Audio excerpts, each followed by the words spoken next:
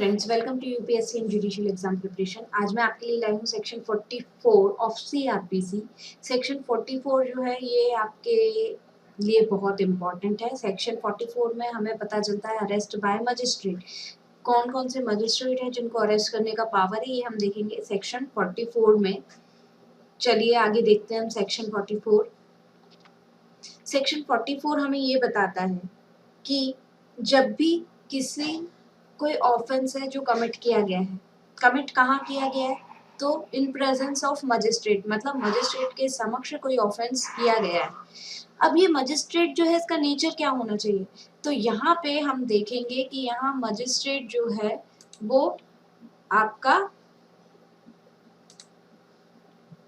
Executive और judicial दोनों magistrate हो सकते हैं।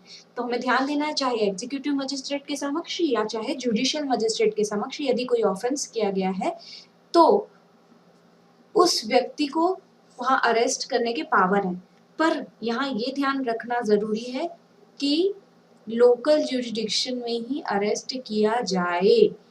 ये याद रखना जरूरी है कि जहां ऑफेंस किया है एग्जीक्यूटिव और जुडिशियल मजिस्ट्रेट के समक्ष किसी व्यक्ति ने, वो उस एग्जीक्यूटिव या जुडिशियल मजिस्ट्रेट का जो है जुरिडिक्शन का एरिया ही होना चाहिए। ऐसा नहीं है कि कोई व्यक्ति का जुरिडिक्शन का एरिया नहीं है वो अरेस्ट कर सके। तो लोकल जुरिडिक्शन में किसी एग्जीक्यूटिव मजिस्ट्रेट या जुडिशियल मजिस्ट्रेट के लोकल जुरिडिक्शन में यदि कोई ऑफेंस होता है तो वो व्यक्ति अरेस्ट कर सकता है तुरंत।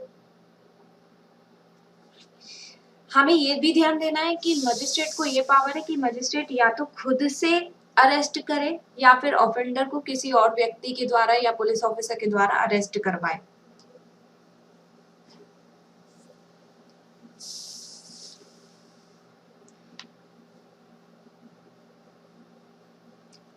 एनी मजिस्ट्रेट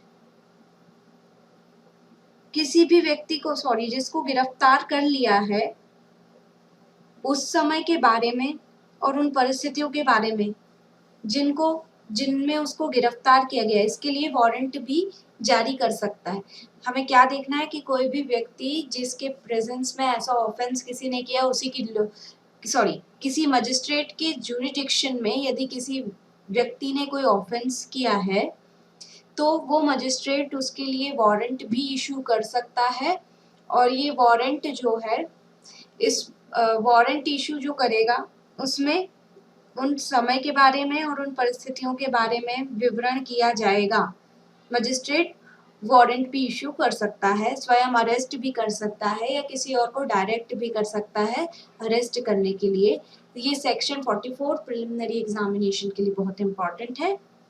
आई होप आपको अच्छे से समझ में आ गया होगा। थैंक्स।